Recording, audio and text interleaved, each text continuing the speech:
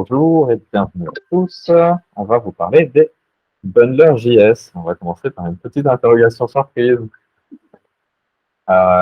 Qui peut dire, sauf Vincent, parce qu'il est venu nous menacer, nous poser des questions difficiles, ce qu'il sait des bundlers JS, pour votre fac, sûrement connu, un peu à quoi ça sert. Quelqu'un? Pas grand-chose. Si personne ne sent, on va être un peu.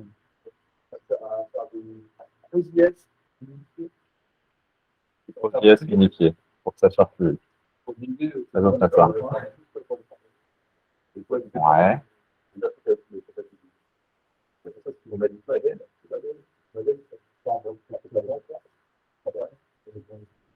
Bon, c'est pas clair, quoi. Mince. Mince. En fait, c'était un fake, en fait, on n'a pas de présentation. Un fake, on pouvait se baser sur. Ok, d'accord. C'est pour ça, exactement. C'est pour bien aligner les emojis. Du coup, on va en parler un petit peu. Sondage. Alors, on va commencer par l'historique un petit peu de comment on faisait avant les webpacks, les bundlers, etc. Présenter un petit peu ce que ça fait. C'est pas hyper clair. Et on va présenter quelques-uns. On commence par Webpack, qui est l'historique, celui que tout le monde connaît. Rollup, qui est une alternative très utilisée. Et puis Bit, qui est un petit peu le truc hype du moment.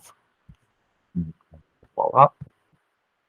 Alors, à la base, quand on veut faire un projet front, on fait comme ça. On mettait donc tous nos imports dans notre HTML. C'est basique, ça marche bien. Ça marche bien jusqu'à un certain moment. Parce qu'il y a quand même des limites. Notamment, il y a le fait qu'on peut faire, enfin, sur les navigateurs, la majorité, il y a 6 requêtes en parallèle qui sont autorisées. Ça marche bien, mais en fait, si on n'a pas de module et qu'on n'importe que des fichiers JavaScript comme ça, on va avoir des collisions de noms. En fait, tous les noms nommés, tout ça, ça va être injecté directement dans Windows.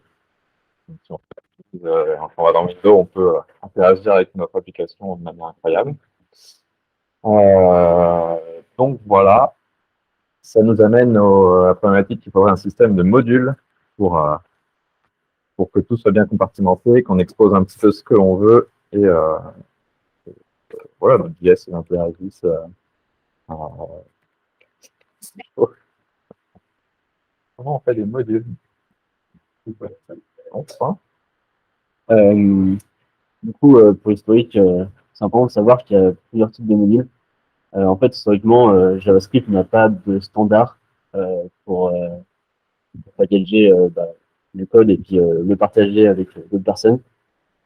Du coup, on a plusieurs formats. Donc IFE, qui est un format qui en gros englobe le code JavaScript et appelle ce code-là dans une fonction directement.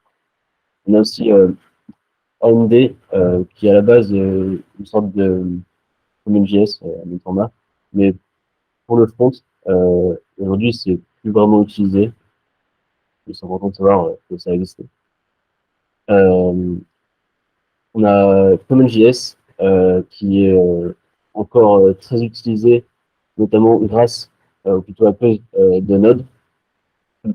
Et UND, du coup, c'est pas vraiment un type de module, mais c'est plus une couche de compatibilité qui, en fonction de l'environnement, va plutôt exporter sous forme de CommonJS ou AMD.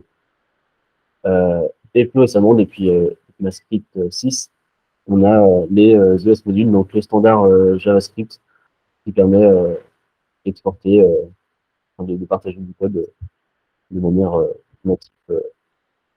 Et c'est très bien supporté par les navigateurs modernes. Exactement. Bah, il faudrait. C'est le but de le reste. Pour l'instant, on a surtout, en fait, aujourd'hui, on a surtout des OS modules et tout comme les JS, comme je dis, c'est tout à cause de Node. Que, bah, comme ce marché-là, comme les JS, c'est le système de modules utilisé par Node. Oui, Ça s'appelle Ouais, progressivement. Soi-disant,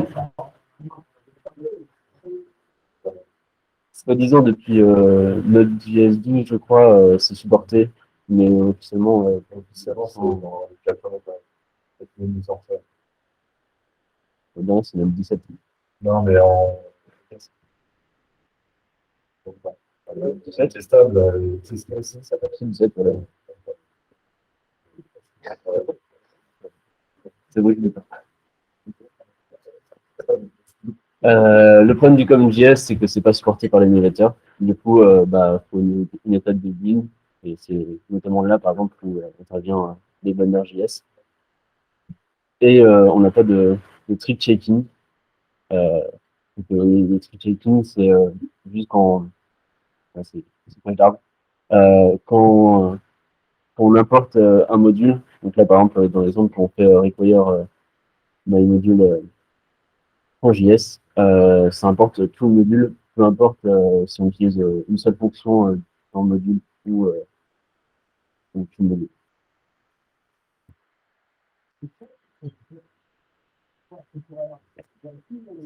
On fait tomber ce qui n'est pas utilisé. C'est moche. Et du coup, plus récemment, intéressant. D'accord, c'est ça. À plus. On va faire un test commun. Euh, et du coup, plus récemment, on a les Ecmatrix modules, donc, qui a pas eu dans le 6, donc c'était en 2016. Hein. Du coup, qui installe un JavaScript et qui est compatible avec tous les navigateurs modernes, donc c'est-à-dire pas Internet pas Opera mobile, et pas non plus les vieilles versions de Firefox de 2017. 2007, toutes les versions Firefox, Chrome, c'est, ça supporte les OSM. Et du coup, c'est très checkable. Du coup, là, dans l'exemple, euh, voilà, si on veut faire un import entre accolade add de mymodule.js, c'est la syntaxe de l'OSM, ça va juste importer la fonction exporter mymodule add et pas tout le module.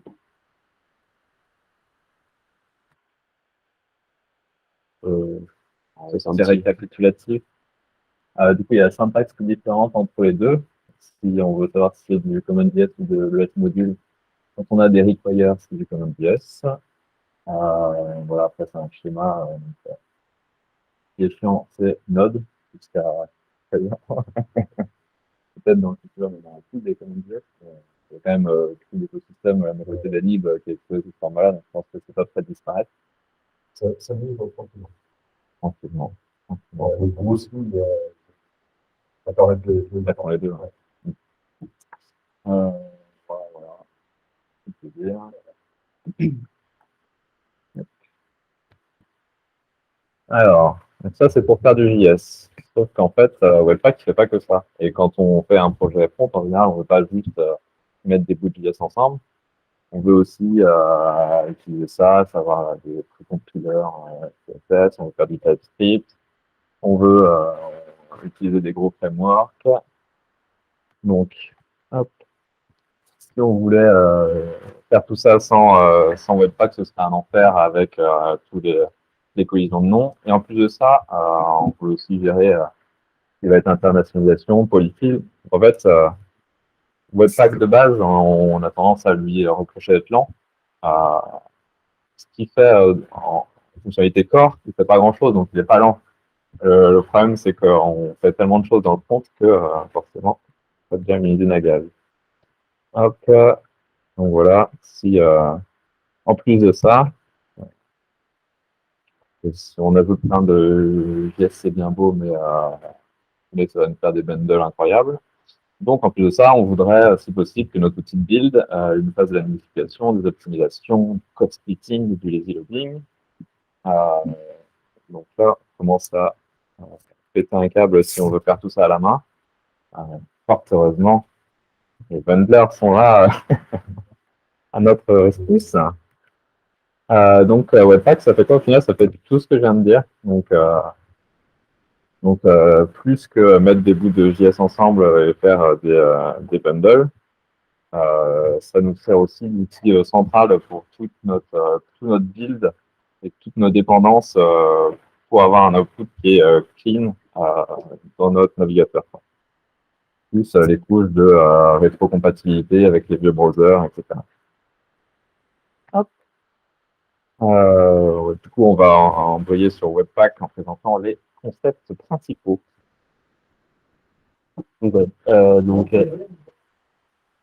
Ah oui. Ah. On peut pas se brancher à ça.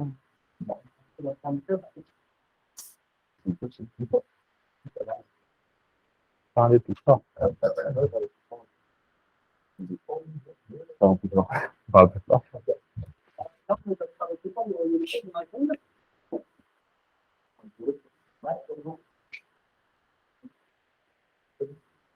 Ok. Mais d'accord, c'est la première manière dont vous parliez des tests, tu vois. IFE, c'est le format. Oui, c'est le défaut. C'est pas mal, enfin, c'est le principe de closure qui est utilisé Ouais. pour justement isoler les. Pour éviter les collisions. Hein. Ouais, c'est ça. C'est une question du questionnaire technique. On passe un englober dans une fonction valide. C'est toujours, ça reste intégré dans le langage. On peut l'utiliser pour ne pas exposer. Mais bon, le principe des systèmes de modules qu'il y a eu après, c'est quand même que tu le définis à la main ce que tu veux exporter. En fait, vraiment, IFE, c'est quand même pour utiliser parce que ça permet de mettre dans des scripts exécutables en lui-même. Mais pour, ouais. C'est mieux là ou pas? Sébastien, c'est mieux. Sébastien, est-ce que c'est mieux? Sébastien, est-ce que c'est mieux? Bah non, mais on vous entend, mais ça sature en fait. Il faut prendre un micro parce que c'est pas grave. Ah non, j'ai pas clair, c'est pour ça que je te demande si c'est mieux. Là, il y a un micro. Toi j'arrive à t'entendre, Johan pas, et Mathis, il sature. Donc, parlez plus fort. Ouais, j'ai l'impression. Donc là, ça sature. Hein.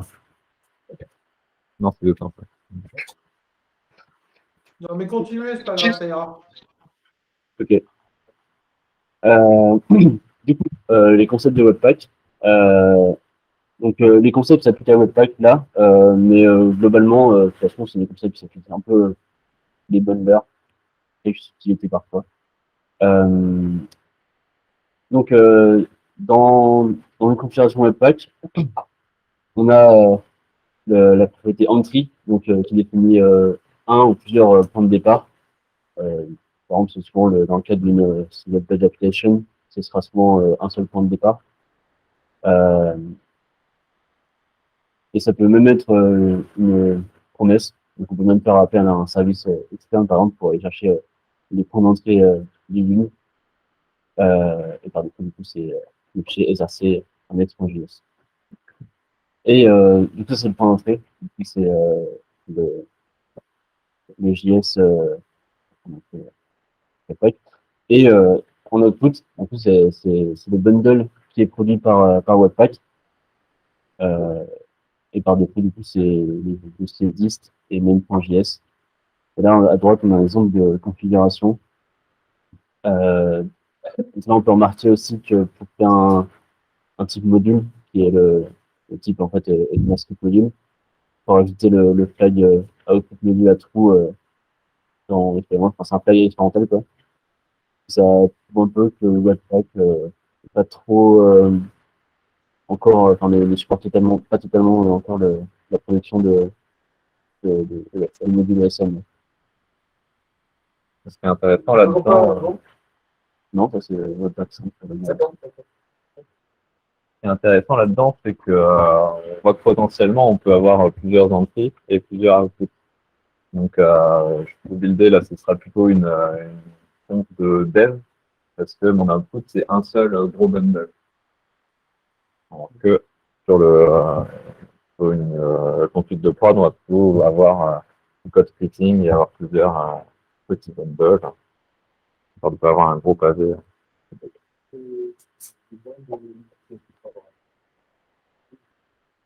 promesse. C'est bon, ça va, mais les banques, le skate, ouais, pas. Un CDF. On peut prioriser un CDF. Et du coup, ça te permet d'avoir. Ça pourrait pas que tu vas être par projet, mais du coup, tu vas avoir sur le CDM tu peux courir sur la police. Et du coup, tu vas couper en. Il faut avoir, par exemple, par exemple, un compte multi-dément pour savoir quel fichier d'entrée tu prends pour, par exemple, un client, bah, tu t'appelles un service externe pour savoir un exemple pour les arts.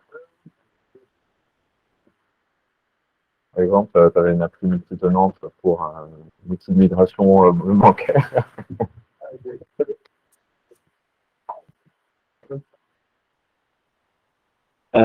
Pour la suite des concepts, du coup, on a les loaders qui, en fait, par exemple, dans une application React, euh, c'est devenu classique, par exemple, d'importer des points PNG ou alors d'importer du TypeScript, en fait.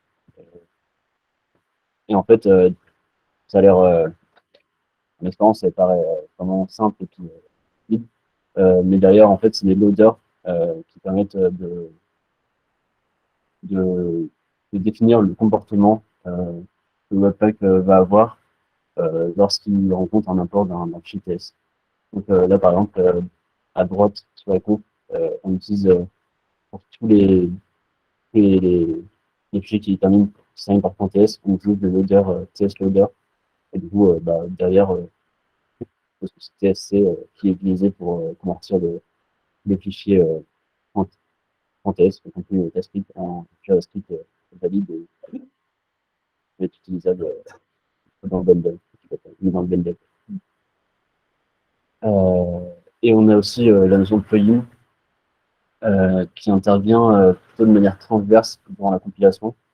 Donc ça peut être par exemple pour copier des fichiers ou alors pour du coup, optimiser la taille du bundle, donc c'est des minimizer ou Edify. Cela s'appelle Cursor Webpack. Ouais. Ce qui est important du coup à retenir, c'est que au final, Webpack, il a vraiment que les fichiers JavaScript. Donc, dès qu'on a des n'importe quoi, hein, des images, des TypeScript, des tout ça, ça passe par des loaders.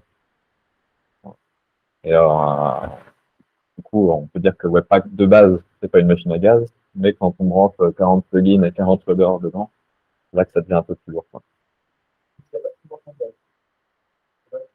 Ça va se faire. C'est la peine de Java. Et puis oui, aussi, j'ai oublié, en fait, on peut aussi utiliser les loaders de manière inline, comme c'est mis en bas à droite. Donc là, au lieu de, imagine, on n'a pas mis la roue en haut, on aurait juste installé le TS loader, que j'ai pas mis, mais c'est une dev dependency, le TS loader. Ben, on peut l'utiliser en inline, du coup, ou en import. Ça peut être utile. Là, c'est pas très utile, mais ça peut être utile, par exemple, si, si on a un SVG, que de base, quand on veut l'importer, on va avoir le chemin vers la ressource. Et pour un autre use case, par un code, on veut l'avoir, on va avoir le contenu des SVG quand on l'importe. Bah là, anciennement, ça s'appelait raw loader pour avoir le contenu en transformation. Et maintenant, on a plus besoin de raw loader, comme c'est marqué ici, puisque Webpack 5, et il embarque en fait les principaux loaders dont on a besoin presque tout le temps. Et ça s'appelle les assets modules maintenant. Du coup, on a trois types d'assets modules, donc asset ressource, asset inline et asset source. Donc j'ai mis les là en droite. Donc le file loader de base, c'est plutôt asset ressource maintenant.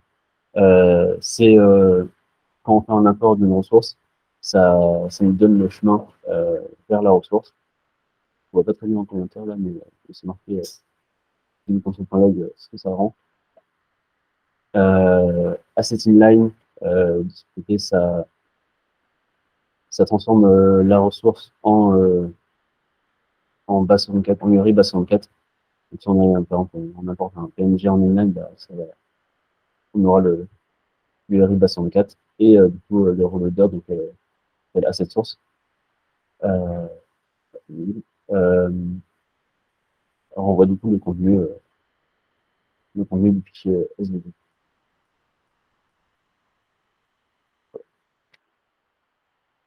Alors, d'autres fonctionnalités de Webpack, c'est l'autre mot-clé parce que c'est pas une usine à gaz, ça fait pas tout. En plus de ça, pour le dev, ce serait bien d'avoir des source maps maintenant qu'on a des bundles et que nos fichiers sont potentiellement minifiés, etc. En fait, ce que la source map ça apporte, c'est du debug quand on a un throw quelque part, plutôt que ce soit dans le flux complètement minifié, selon le type de source map qu'on génère, ça va être plus ou moins précis pour nous indiquer dans quel endroit du code ça a été balancé. Ouais, un petit exemple. Il y a aussi la notion de shimming qu'on peut gérer. Le shimming, c'est pouvoir exposer un truc globalement à travers plusieurs bundles.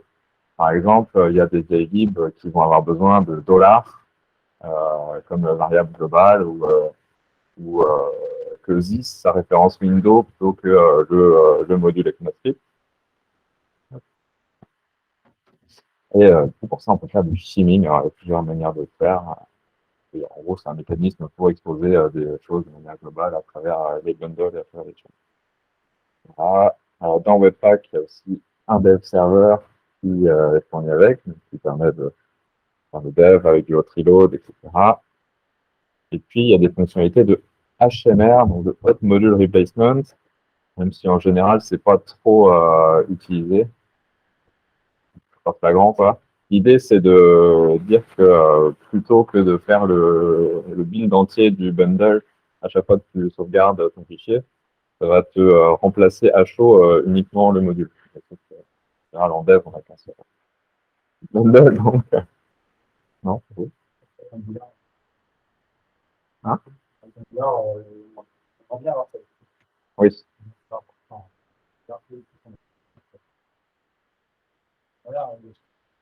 Très bien. Hein. C'est ça. Bon, en général, ça marche que pour le CSS quand c'est intégré dans le. Bah, quand tu as un framework, c'est compliqué de garder le state et de remplacer en même temps ton composant. En plus, c'est un bon élève.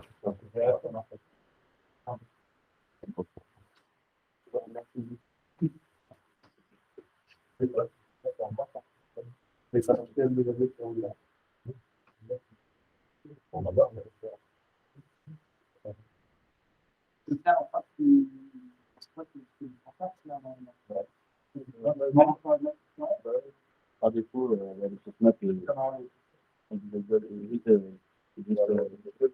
Ouais, ça leur dit le bien, ça en fait le bien, en fait, tu peux pas déléguer, en fait, le bien, c'est plus vite.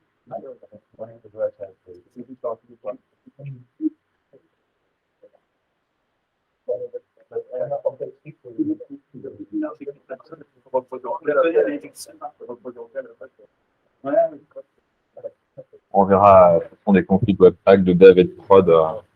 C'est celle de créer Et voilà, une autre fonctionnalité importante du coup de Webpack, c'est de pouvoir faire du code splitting. Donc, il y a plusieurs manières de le faire. On pourra détailler un peu plus. Bah, la première, on l'a déjà vu, c'est avec les multiples entry outputs. Mais il n'y a pas que ça. Alors, qui va faire c'est moi qui vais. Hein? Ah, les démos. Les démos.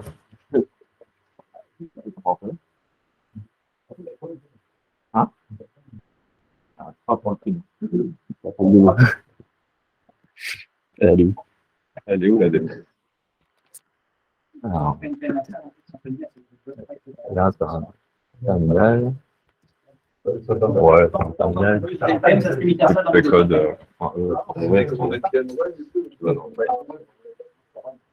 C'est-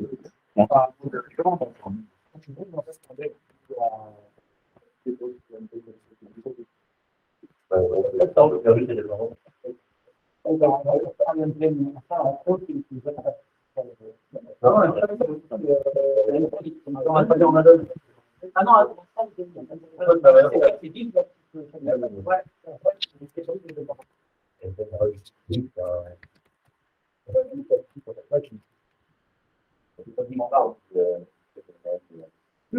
un terminal là-dessus.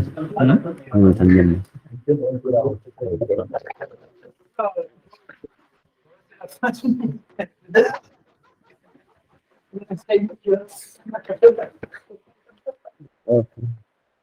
C'est le privé. Le deal est sauvé, ça va.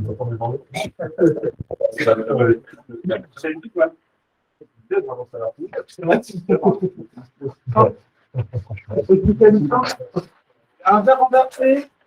Ne t'inquiète pas, ça va bien passer.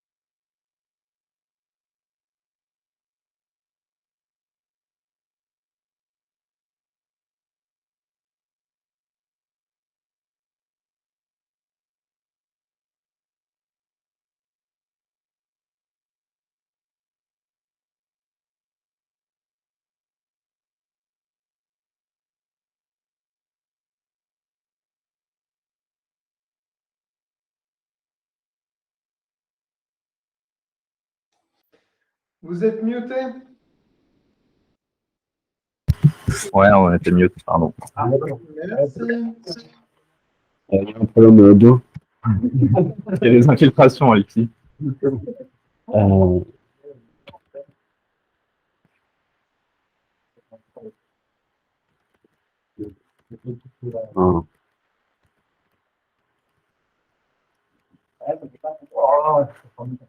Wow.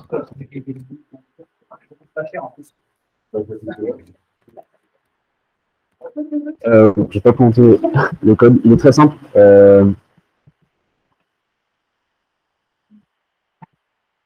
On retrouve le code du slide. Alors, on a notre fameuse librairie qui fait une addition énorme. C'est pas bien. Qui fait juste ça.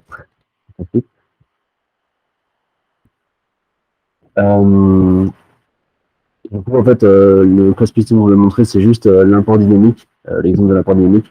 Donc là, on importe dynamiquement random.js, un random entre un min et un max. Sur une peine. Ah, yes. Ouais, c'est vrai.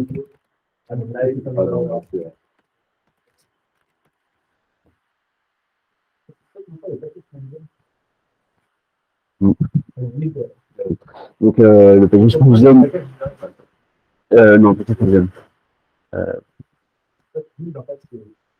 Alors, build, c'est juste Webpack.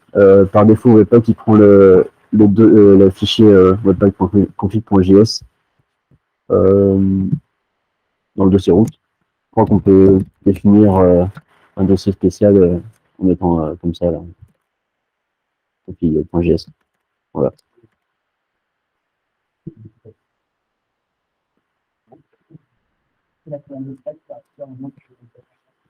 Ouais, c'est une belle différence ici. Et du coup, c'est Webpack CLI, on a de lancer Webpack comme ça.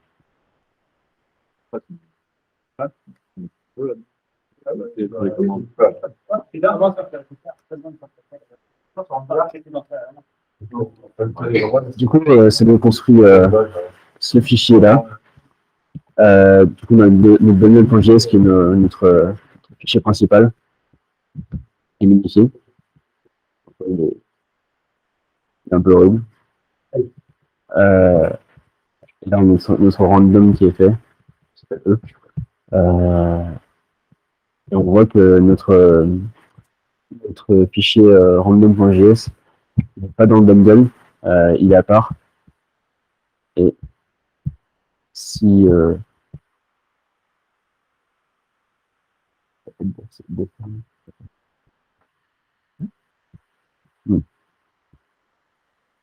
pas de statique.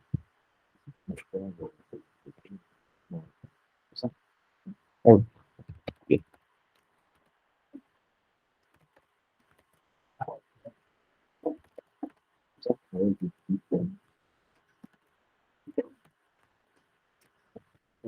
Oh.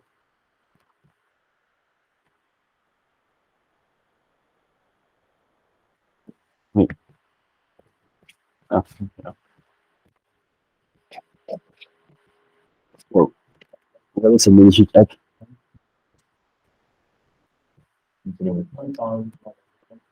Donc, c'est pas vraiment comme nous qui nous intéresse ici, c'est plutôt côté réseau.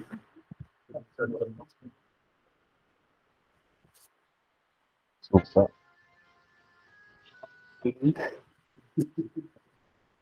Donc, si on recharge, on peut voir que du coup, il y a une bundle.js qui est téléchargée. Puis après, en fichier à part, en fait, il y a notre 454 bundle.js qui correspond à notre random.js. Il est téléchargé celui-là seulement au moment du coup où on utilise l'import dynamique. Et du coup, c'est utile. Enfin là, c'est vraiment utile, mais ça peut être utile. C'est utile par exemple dans React ou Vue, par exemple pour importer des composants seulement quand on arrive sur la route dont on a besoin du composant. Et tout charger directement quand on arrive sur la home page. Ça charge au fur et à mesure. Ça permet de charger seulement ce dont on a besoin. L'idée, c'est que si, par exemple, tu as une page de back-office à faire avec une grosse libre d'éditeur de texte, finalement, tu n'as pas forcément envie de charger ton bundle principal avec ça. Et avec cette syntaxe de l'import dynamique, tu peux importer vite sur ta page. C'est-à-dire, quand tu vas sur la page, tu vas pas télécharger la lib de l'enfant. On n'a pas trop vu, je pense, c'est en faisant un import dynamique. Ouais, l'import dynamique, il se fait là. C'est ça. De faire le point zen après l'import. Je pense qu'à ce moment-là, derrière, ouais, ça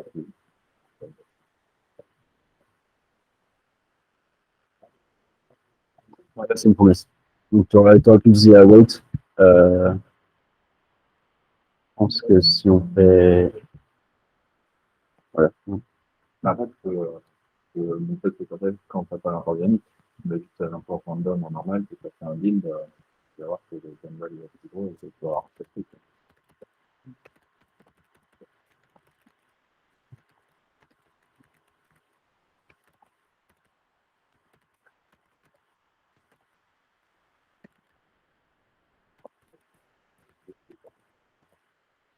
Voilà, Baptiste.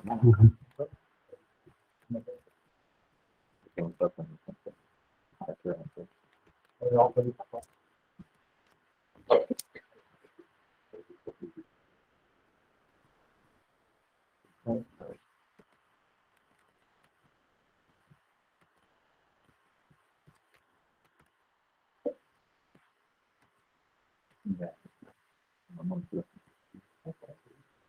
Ça marche bien.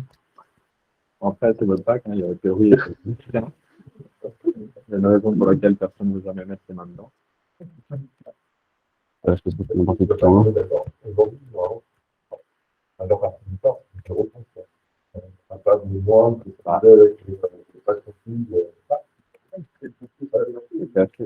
Ouais, voilà.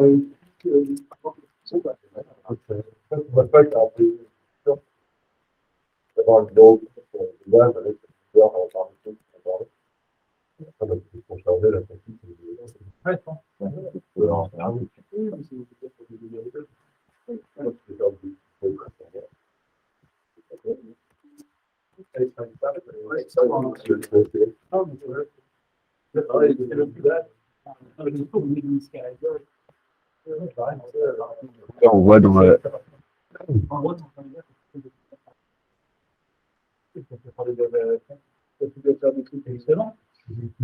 est en train de me dire que j'en ai pas besoin.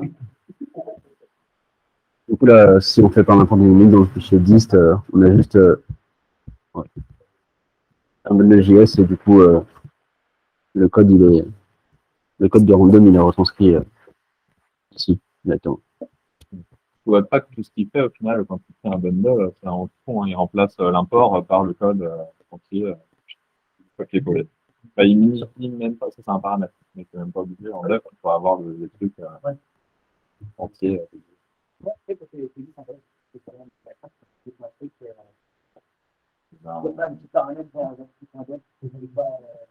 tu fais moins de choses, tu fais pas la minification en dev, tu fais pas Ça, du coup, c'est des comptes qui manquent un peu quand tu fais de l'Angular ou du React, par le coup, il est pas la question, c'est qu'en bon,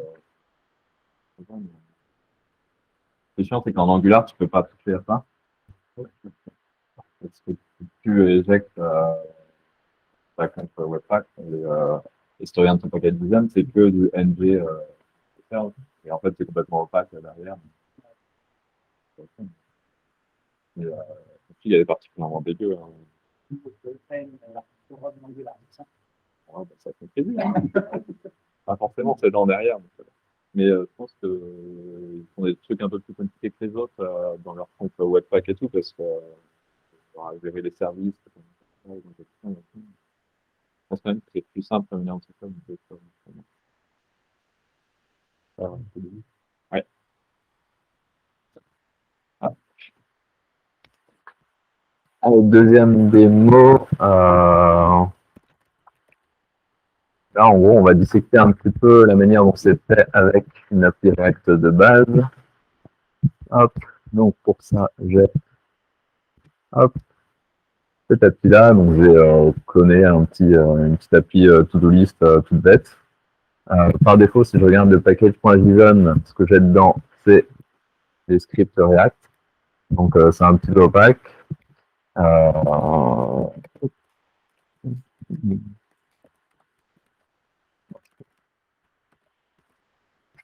Si je veux regarder ce qu'il y a dedans, du coup, c'est une dev dependencies, les React scripts, elle est là. Donc, je vais dans mes nodes modules. Il n'y a pas grand-chose parce que je n'ai pas beaucoup de dépendants. Hop, je peux ouvrir. Hop.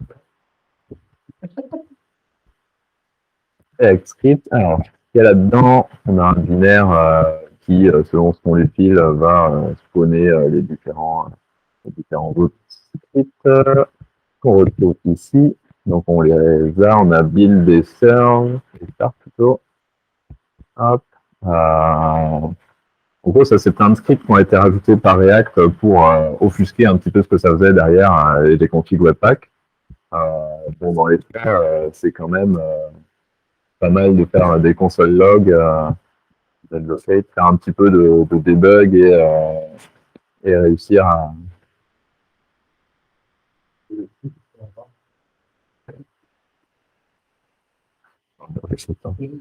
C'est avant ça. Voilà. C'est tout. On peut se faire des process. Non, c'est limite. C'est pas un bon genre. Le start, donc quand je lance mon serveur de dev, hop, j'ai quelques dépendances. Donc ça, c'est qu'est-ce que j'ai? Webpack. Donc eux, ils le lancent via l'interface JS. Ils ne le font pas en ligne de commande. Et ils pilent directement la config dedans. Tac. Il y a un petit fichier requis. Et après, tout ce qu'il fait, c'est vraiment, je cherche la méthode. Voilà. C'est le compiler et il run le dev server. Et donc ça, derrière, tac, il fait vraiment rien de compliqué en fait. Je me suis mal exprimé, mais dans l'idée, en fait, React Script, ce que ça fait, c'est que ça met des logs autour du lancement de de ton webpack config. Et d'ailleurs, on peut les trouver. Ils sont là, leurs configs. Donc, on a celle de prod et celle de dev. Donc, celle de quand on fait un build et celle quand on est en dev. Hop, on peut les mettre côte à côte.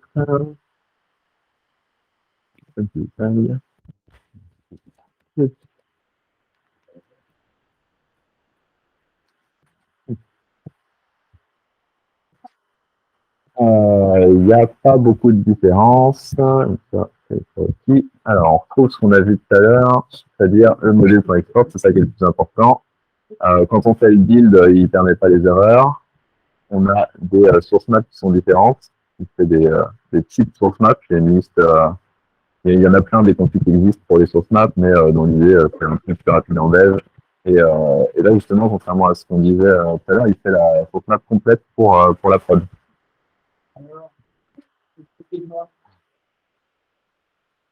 Hop. Alors, dans les entries, il ajoute quelques polyfills. Voilà.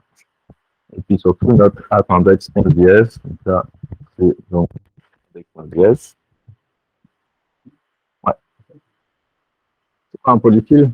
C'est on va aller voir ce qu'il y a dedans.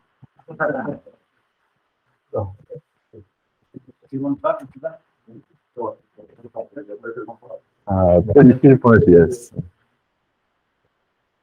Ouais, non, l'idée c'est ça. Il injecte du JS pour les vieux browsers connus. Donc là, on a les promesses, et on a le fetch, et on a le object.assign. Voilà, ça. Hop. Et puis les outputs. Donc là, ce qu'on peut voir, c'est que c'est en fonction du name de l'entry. Donc là, on n'en a qu'une qui va être index, ce qui fait qu'il va nous faire juste un index le hash.js en output. Donc là, je suis en prod. Non, du coup, ils vont en faire un par name. Donc, quand on a plusieurs entries, ils vont taper comme ça avec name.hash. Ce hash, il sert à permettre du caching côté browser. Donc, l'idée, c'est de ne pas retélécharger tous les chunks à chaque fois s'ils n'ont pas changé. Et de gagner un peu de terre comme ça. Je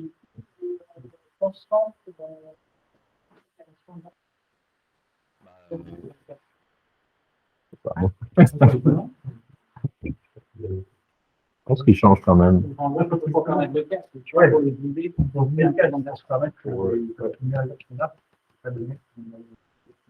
Ouais, quand tu le mets à jour. Mais si tu l'as pas mis à jour et que tu reviens sur le site, il ne retélécharge pas. Ouais. Tu peux garder une même version des promos, mais un format qui va quand même passer tous les chargeurs, même si oui, le H.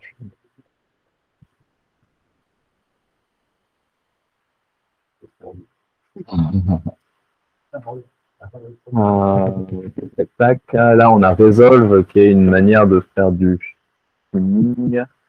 L'idée, c'est simplement d'avoir des alias, des choses qu'on peut importer dans notre app. Donc là, dans mon API, je vais pouvoir importer des trucs de React Native et derrière, en fait, c'est un proxy qui utilisera React Web. Voilà. Ah, là, on a les loaders, dont on a parlé aussi. Donc, qu'est-ce qu'on a là-dedans? Tout ce qui est statique. Tout. Je ne sais pas pourquoi c'est des excludes et pas des includes. Ça, c'est de l'URL. Ah, c'est URL? Ah oui, là-bas. Hop. Rien vu. Les loaders. La synth avant de lancer. Et puis Babel pour le JS et JSX. Donc pour essayer d'aller plus vite, ça peut être aussi une config Babel à changer, essayer de bidouiller. Ouais.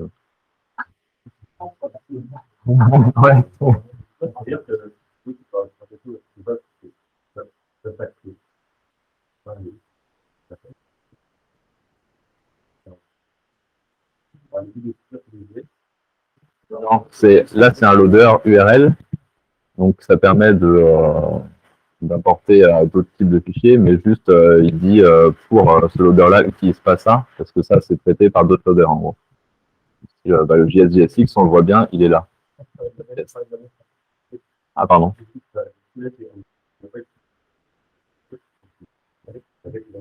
Ouais, voilà.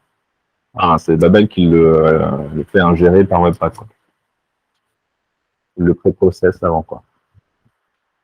Un petit peu de CSS, un peu de Visual, un peu de SVG, une config post-CSS, et puis quelques plugins. Donc, c'est surtout là, en fait, où la différence elle est plus flagrante entre notre config Webpack de dev et celle de build.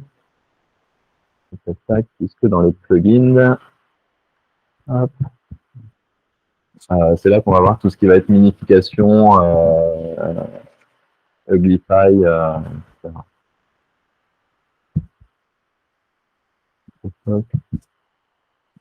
Voilà, Uglify ici, avec des bonnes 3 et 8.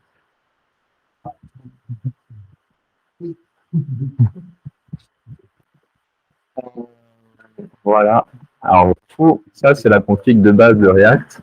Et si on veut avoir une config à nous, c'est là où c'est pas forcément terrible. Soit on peut venir modifier nos trucs ici et gérer directement toute notre config Webpack, Babel, etc. à la main. Ou alors, si on veut récupérer ce qu'il y a, ce qui est déjà existant dans React Script, pour partir de là, il faut faire un truc qui est souvent un petit peu déconseillé.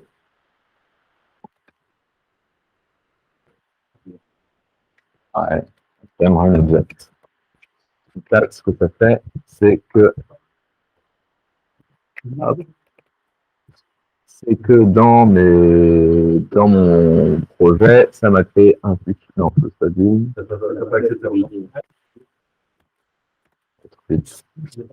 Là.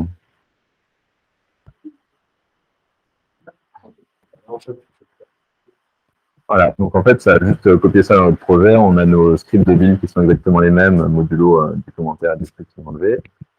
Et puis, on a maintenant nos configs Webpack qui sont transparentes ici. Donc, on peut venir les modifier.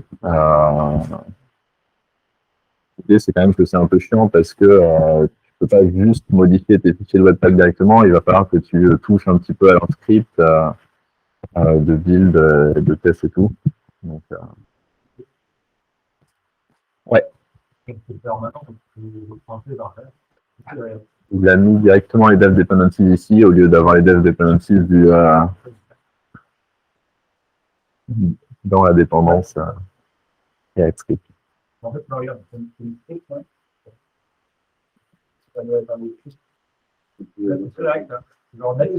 Voilà. Oui, il a c'est ça qu'il fait derrière, et il balance juste ses scripts JS qui balancent Webpack tour à tour. Mais on pourrait très bien avoir ici juste... Hein? Bah, tu pouvais pas avant. Là c'est un peu un compromis parce que c'est lié à tes scripts JS, mais...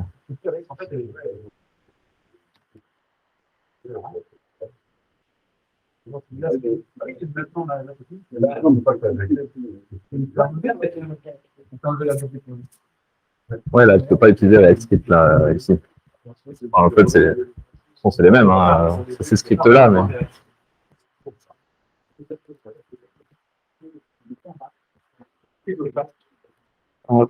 Comment ça s'appelle ma branche là. C'est là.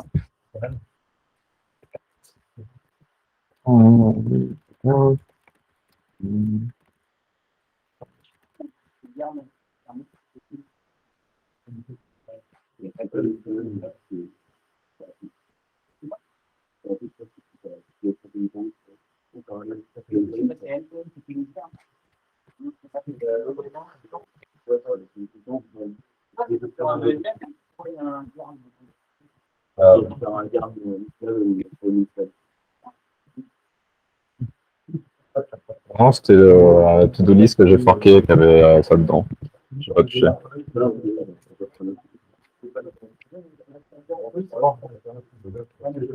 Non, je pense pas.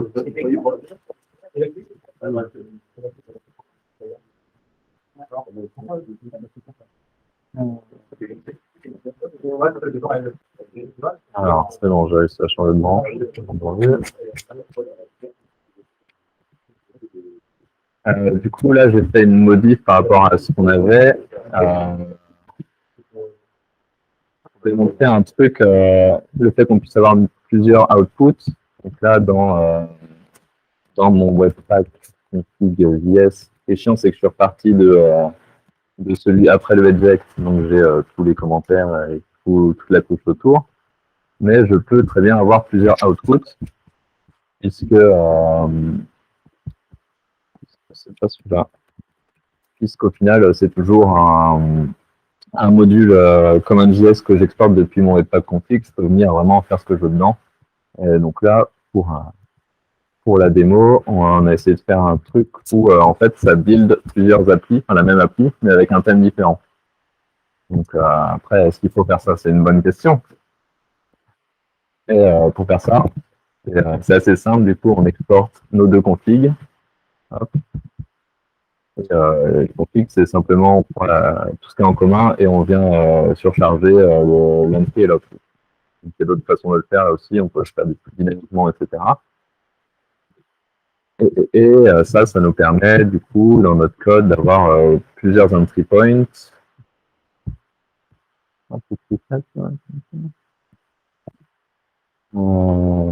Plusieurs entry points, voilà, avec un thème différent qui va être chargé, et puis des fichiers CSS différents. Ouais, tu peux vraiment tout modifier et avoir un seul build qui te génère tout. Après, ça veut dire que dès que tu veux modifier pour un tenant, quand tu fais ton build, c'est d'autant fois plus long, quoi. Donc, c'est pour ça que je suis pas sûr que ce soit une bonne idée de le faire comme ça. Parce que... Ouais, bah là, si je fais mon build, du coup,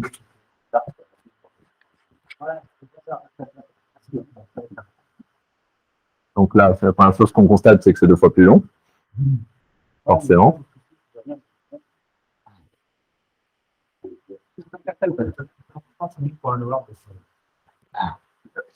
Dans mon dossier build, j'ai 2 dossiers qui sont vraiment des copies avec mon thème 1, mon thème 2. Et, voilà, super.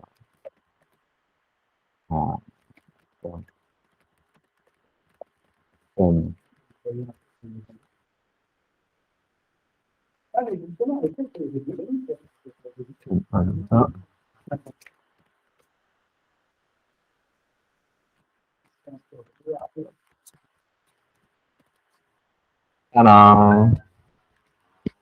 Incroyable. Ouais. Bon, du coup, le truc qu'on peut voir là-dessus, c'est quand même que c'est un peu l'enfer quand on éjecte la config de React Script et qu'on veut la modifier.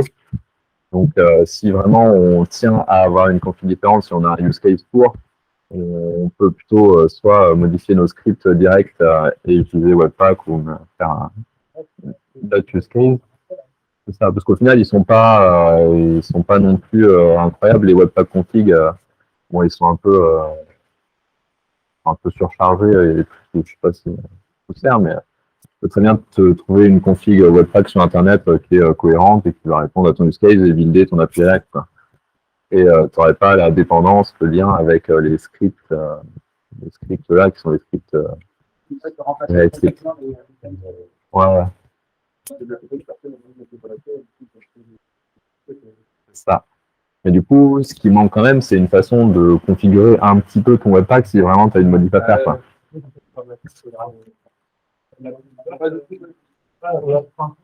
Bah, pas que je le sache.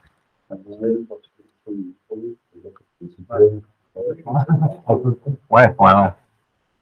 Au moment limite.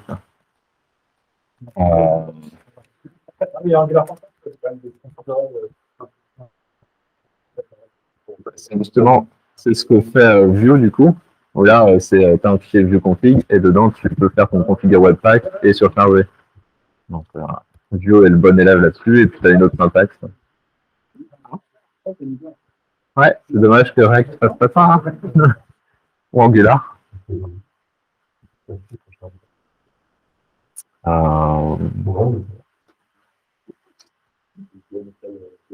Voilà. Donc on est là-dessus, il y a un petit use case des loaders qu'on peut montrer aussi. Ça va être ça, Vue SVG Loader. Donc les loaders, pour rappel, ça sert à gérer des fichiers qui sont autre chose que du JS. Et avec ça comme syntaxe, on peut derrière, dans nos pages, alors je sais pas où j'en ai, mais on peut importer l'icône et l'utiliser directement comme composant. Ici, j'aurais mon lock icon, peu importe, je l'utilise comme un composant. Voilà. C'est un use case de loader, un de plus. Ça, c'était grâce au fait qu'on puisse chaîner les loaders. Juste là, on utilise SVG, et ensuite, la sortie, utilisée par là, on peut dire que le premier généré par SVG loader, il est du coup injecté dans le loader. C'est un petit peu Et c'est à l'envers également dans les fichiers de conf à Webpack. Voilà, c'est la petite subtilité là pour faire bien péter un câble. Ben, il faut les mettre à l'envers. Dans les deux, dans le JS là. Ben, après ça, cette syntaxe là, c'est vraiment c'est que en view quoi. On a leur surcouche à eux, on peut faire le clear et tout. Voilà. On part sur le diapo. Là, celui-là. Yep. Hop. Ouais, ok. Voilà, on a parlé de Webpack pour l'instant, mais il y a plein d'alternatives. Et, on va pas toutes les présenter, il faut juste savoir que globalement, elles sont à peu près équivalentes, sont toutes un peu la même chose. Il y a des technos différentes, il y a Build, son parti pris, c'est d'aller très vite, et en Go. Voilà. Globalement, c'est candidat Ben, si, on va le voir après. Bah,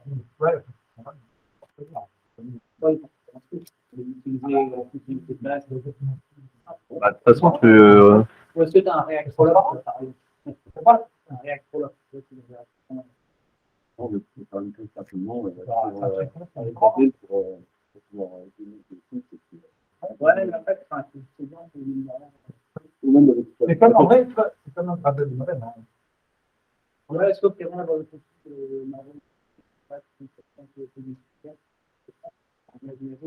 d'utiliser quelque chose comme Angular React, c'est quelque chose qui oui, tu peux changer de toute façon, d'accord. c'est oui, c'est un outil de build.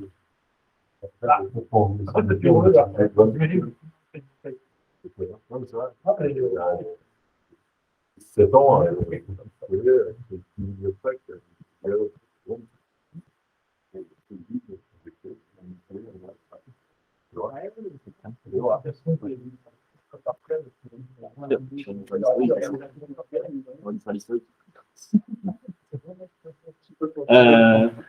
donc, on va rapidement vous parler de Rollup.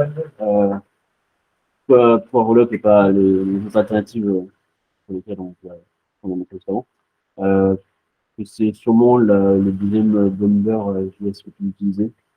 Et c'est créé par Rich Harris, le secrétaire de Svelte.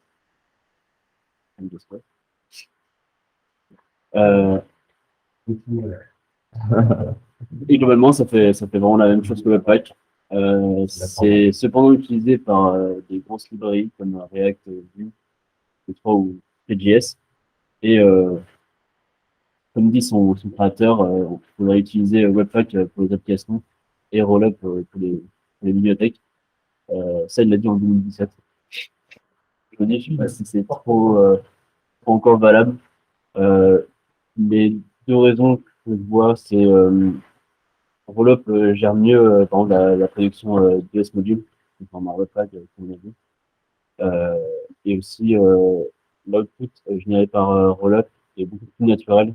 Il y a moins de boilerplate, puisque on l'a pas trop vu dans les données générées, mais Webpack, peu importe la taille de votre librairie, il va ajouter une vingtaine de lignes, du coup, pour pouvoir initier une vendor technique.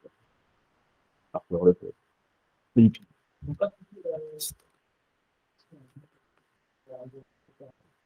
des librairies qu'on a parlé, c'est aussi une Une librairie de JS Non, en général. Ouais. Euh, du coup, voilà, pour les concepts, la petite comparaison, donc c'est très similaire. Les entrées s'appellent input, output. Les loaders, ça s'appelle les plugins, et les plugins, ça s'appelle aussi les plugins, en fait, c'est la même chose. Euh, il y a,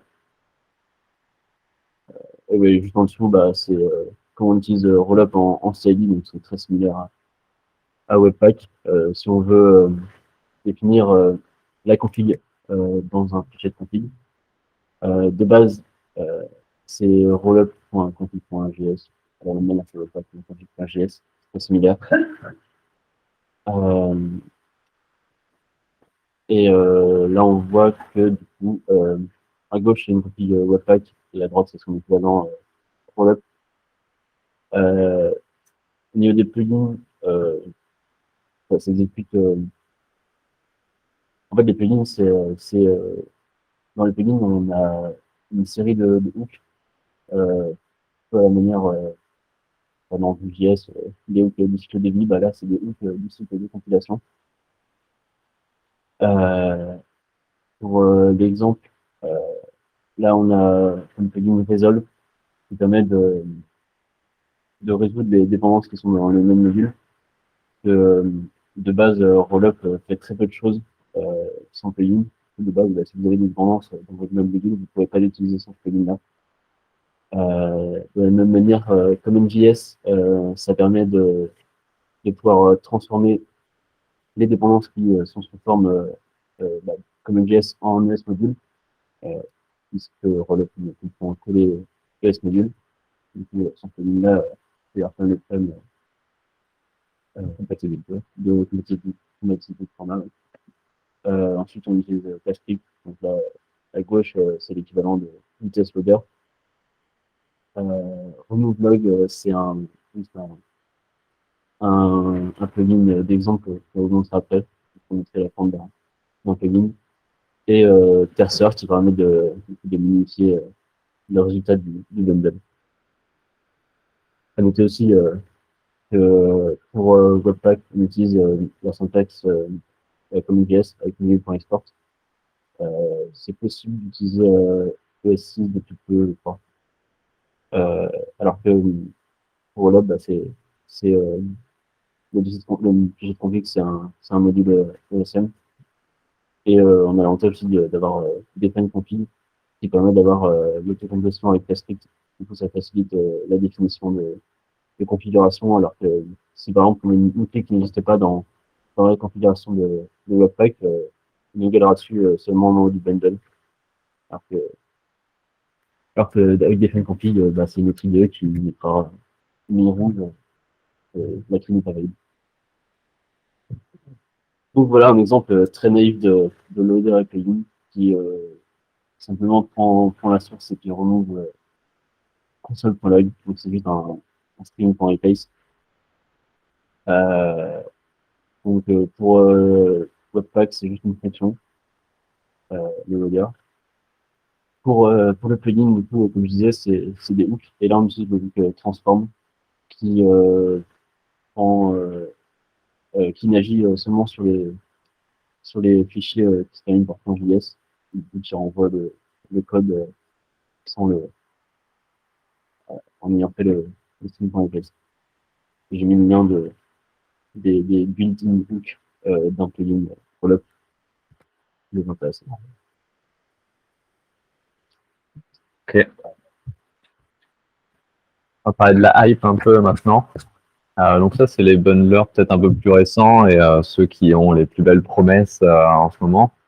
Donc l'idée, c'est de dire que maintenant qu'on a les ECMAScript modules, en fait, on n'a peut-être plus forcément besoin de ce que faisait Webpack à la base, c'est-à-dire mettre toutes nos dépendances JS dans un seul gros bundle et construire ça et envoyer le gros pâté au browser.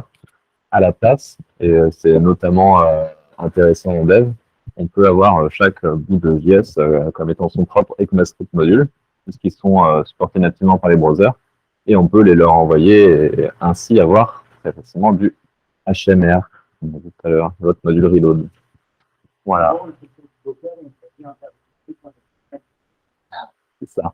avec un tout petit peu de boilerplate pour que vite les remplace à chaud, quoi. Mais dans l'idée, c'est ça. La boucle est bouclée. Le plus grand, c'est pas mal, en fait, de servir de l'IRM dans des CVL, et puis, toutes les lettres dans notre CVL, on a fait des C'est pas qu'un peu. Donc les features principales de Vite, et bon, du coup c'est un peu la même chose pour Snowpack, hein, les deux ils ont cette mentalité-là, c'est de mettre en avant que c'est hyper rapide en dev parce que justement ça se repose sur ce truc d'envoyer directement les ES modules au browser et de faire du hot module replacement. Et par contre pour la prod, il se repose sur Rollup, on a vu tout à l'heure, donc comme ça lui permet d'avoir tout l'écosystème de plugins qui va avec. Voilà, sachant qu'en plus de ça, il gère plein de choses tout seul, donc il n'y a pas besoin des loaders pour gérer tous les types de fichiers classiques. Bon, après, du coup, c'est un petit peu un choix à faire si on veut du no-config. Du coup, il y a tout qui est caché derrière. Donc là, typiquement, il gère plein de types de fichiers. Aucune idée de comment il les gère, quoi.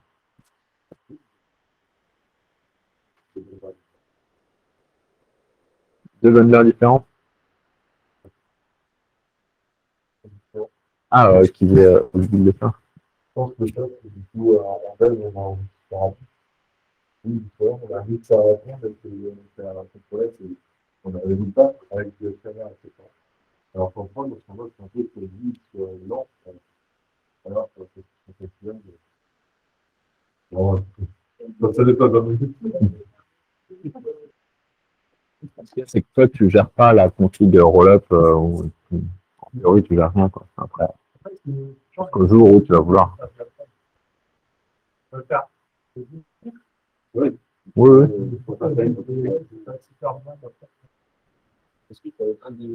Plugin de rollup, je pense.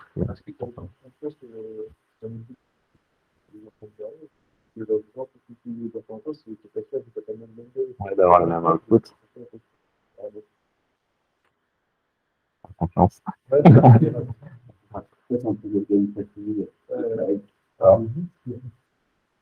Après, il faut savoir que même avec les bonnes en glissant, les habitants en hasard, c'est ça.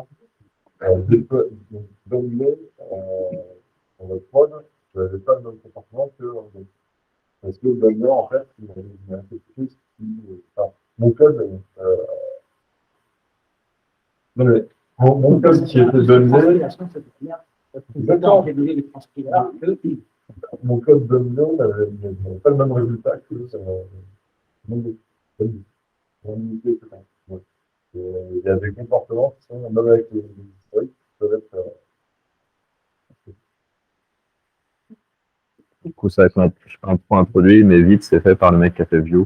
C'est la Vue, ouais. Et du coup, sans trop de surprise, ça s'intègre très bien avec Vue, ça s'intègre très bien avec React, avec un plugin, mais par contre, moi, je vais sauter 2-3 slides, mais on va y revenir. Voilà, il a dit juste non pour Angular, donc désolé.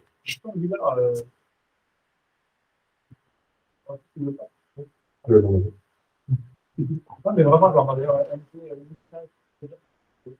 Je pense pas, parce que je pense qu'ils ont tellement de trucs spécifiques. Je pense que ça tourne autour de l'injection des services, machin, tout ça. Là.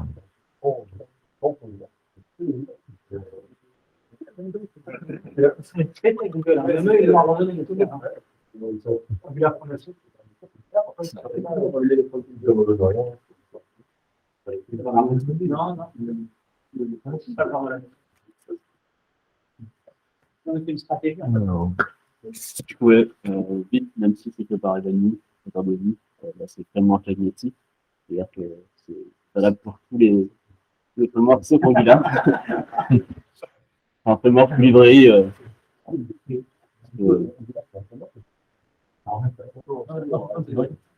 Angular, c'est un framework. Mais ouais, enfin, c'est framework slash librairie agnostique. Et du coup, on a moyen de bootstrapper un projet avec npm create bit latest. Là, c'est au même nom, vite, Svelte App, et on a des templates déjà fournis. Donc, là, c'est le template Svelte-PS, template Svelte avec JavaScript. Et on a l'équivalent Vanilla, Vanilla PS, Vue PS, etc. Comme template.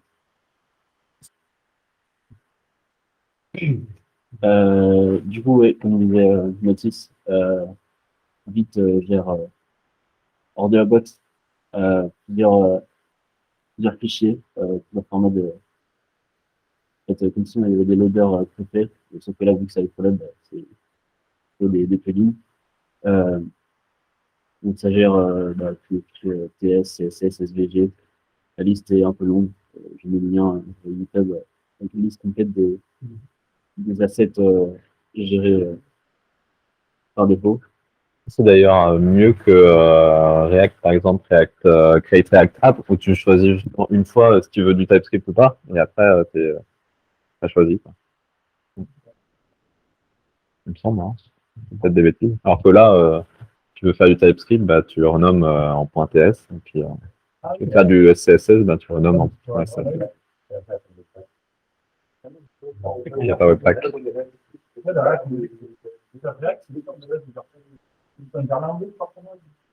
Bah, quand tu fais avec Create React App, tu choisis au début et il te gère ton truc. Ça, c'est faut quand même faire du. Faut pas faire du JS, Oui. En gros, tu peux pas rectifier, tu peux pas rectifier ta coupe Je pense que c'est plus embêtant dans le sens où par rapport à React en JS seulement, et puis là, tu vas faire un peu dans le sens de l'intégrer du faire du bleu dans une pièce. Oui.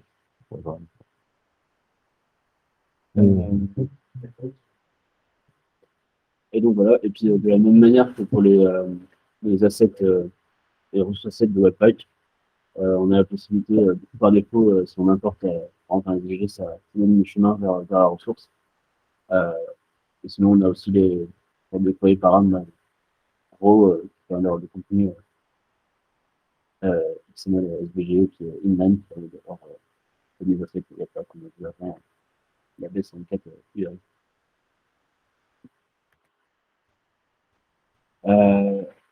Migration, c'est difficile. En théorie, non. Donc, par exemple, dans PD Provision, on peut remplacer React Script pour l'exemple d'une application créée avec React App, remplacer du coup par Vite. On a de la même manière que un fichier reload.js, on a un fichier vite.js, de surcharger la copie de reload. Pour dans les connectionnels, on peut mettre dans unité, puis il faut transformer faut ajouter le script de type module, qui pointe vers le point d'entrée du script. Et utiliser aussi c'est plus React App. Les noms qui va dans l'environnement, je voulais exposer à l'écran, c'est fixé par Vite. Et c'est pas process.env qui est utilisé pour accéder au valeur d'environnement, mais c'est l'Asnex ES6 important en étape en utilisé. Donc voilà, ça c'est en théorie. En pratique, je vais essayer pour l'exemple de migrer IMP le coup. Je sais pas, parce que je trouve que c'est un truc un peu bizarre, c'est ça en tête. Donc je vais pas très persévérer non plus, mais ça c'est en théorie. J'avais aussi pour une petite application de to-do list, on verra en tout cas, sans trop de dépendance. Là pour IMP, j'avais une dépendance, oui, c'est bien intéressant. C'est bon. Ouais. Je pense que ça En théorie, Vite, sans code rapide, les autres vendors, enfin, les autres voilà.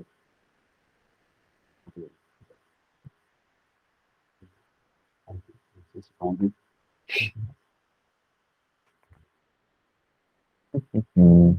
Voilà. Voilà, c'est des questions. Tout avec le sondage de satisfaction des outils de build créés pour le JS 2021. 8 est en tête. Voilà. Avec 90%.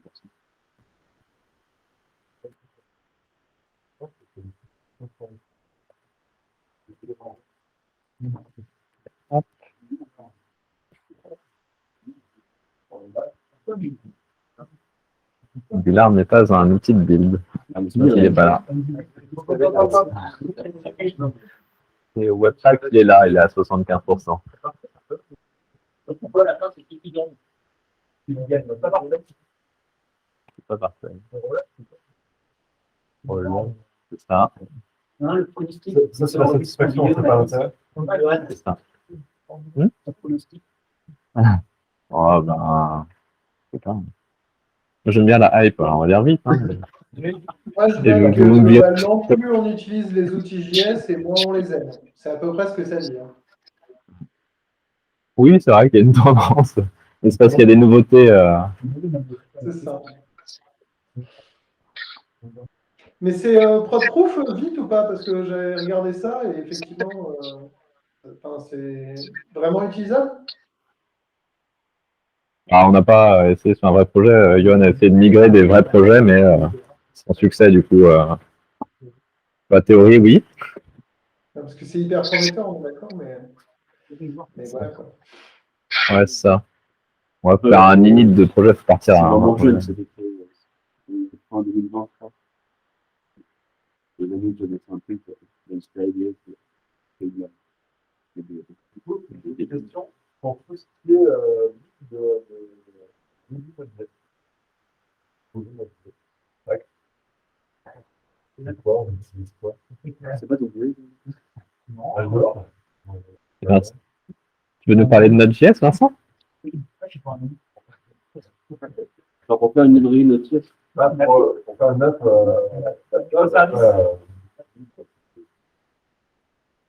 par les relais plus pour. alors là, ouais, par exemple, pour prendre une Node.js, Les deux, du coup. Non? Tu peux pas faire les deux en parallèle? aller d'en parler avec sur le.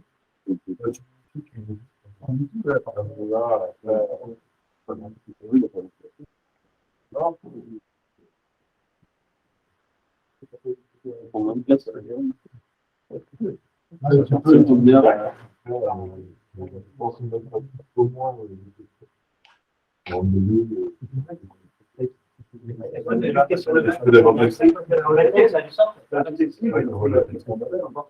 Après, s'il y a des questions intéressantes, c'est pas mal de les répéter pour qu'on puisse aussi s'amuser. Il y a un gros débat là. La question, c'est comment on fait pour à quel bundler que l'outil on utilise quand on est sur du back, donc sur du Node.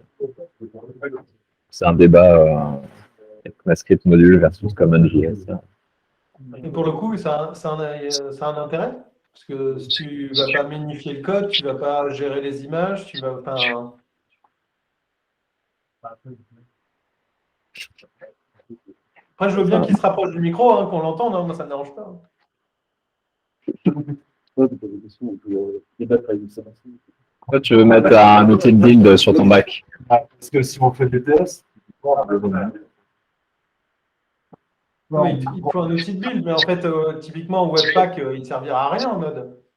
non, mais il y a du Parsal, il y a du Rollup. Enfin, voilà, c'est quel outil on utilise pour compiler, pour builder ton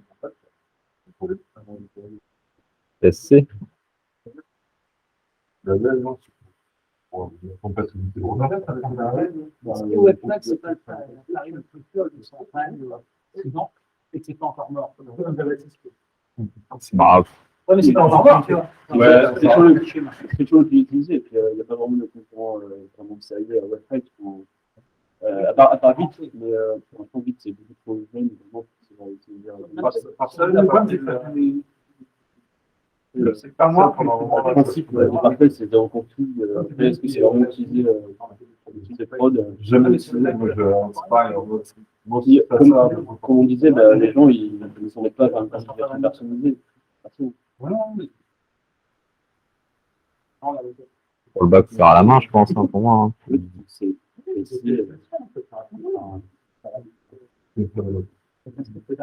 Tellement le postage, mais ça modèle, marche. Bah non, c'est là, parce qu'on est souvent, ça sert à rien. pour un transfert de ça. De toute façon, sinon, on met ça de la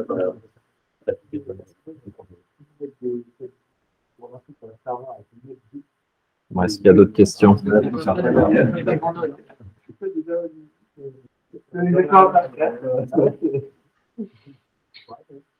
Questions ou pas? Et tu vois, typiquement sur le truc, bon après le graphique vaut ce qu'il vaut, il y en a d'autres quand tu vas sur le site de State of JS, mais tu vois, tu avais montré Webpack et Snowpack au début, enfin, ces deux chutes, enfin, les deux perdent de la popularité alors que c'est quand même établi. Enfin, l'idée c'est quoi? C'est roll-up, c'est tellement bien que ça que les mecs passent dessus tous? Je sais pas trop. Snowpack, tu vois, c'est hyper récent et en un an, tu te dis, les mecs font, bon, bah, c'est de la merde. Je pense que Snowpack, c'est aussi Vite qui a fait de l'ombre à Snowpack, parce que c'est un peu le même principe du serveur. Non.